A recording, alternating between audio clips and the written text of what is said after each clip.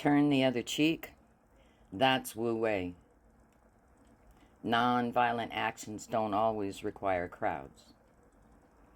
They told you turn the other cheek means roll over. They were wrong. When Jesus said it, he wasn't preaching passivity. He was teaching holy jujitsu. Every example in the Sermon on the Mount was a Wu-Wei counterstrike. If they slap your right cheek, offer the left. In Jesus' world, a backhand slap was how masters humiliated servants. Turning the other cheek forced the striker to either, one, use an open palm equal to equal, or two, reveal their cruelty to the crowd.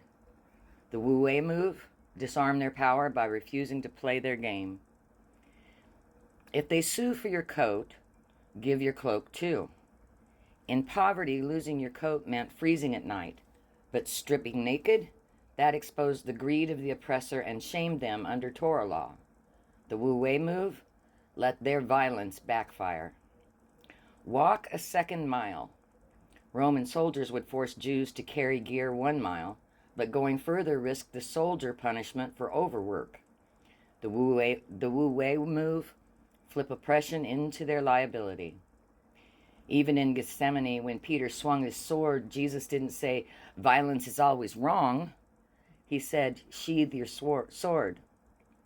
Because Peter was fighting Rome on Rome's terms, with blades, not blessings. The real weapon was the cross, a Wu-Wei surrender that cracked empires. This is Wu-Wei witness. We don't do nothing, we do the divine nothing. Memes that mock tyranny's ego, ancestors who fought smarter, truth that outlasts force. The world thinks peaceful means powerless, but rivers peacefully wear down mountains, and cheek turners, they change history. Here's a little bonus for today. What is Wu-Wei and why it belongs in Christian resistance? Wu-Wei comes from Taoism, a spiritual and philosophical tradition from ancient China. It's usually translated as non-action, but a better understanding is effortless action or acting in harmony with the flow of life. Here's how Wikipedia puts it. Taoism, or Taoism, is a diverse philosophical and religious tradition indigenous to China, emphasizing harmony with the Tao. Understood as an enigmatic process of transformation ultimately underlying reality. Taoist ethics generally emphasize virtues like effortless action, naturalness, simplicity, and the 3 treasures of compassion, frugality, and humility. If you follow Christ, this might feel familiar. Jesus also taught a way, a path of love, humility, and resistance that flows with divine power rather than brute force. For me, it's not about labels. I believe in one God or source known by many names, and I see wisdom in the paths that lead there.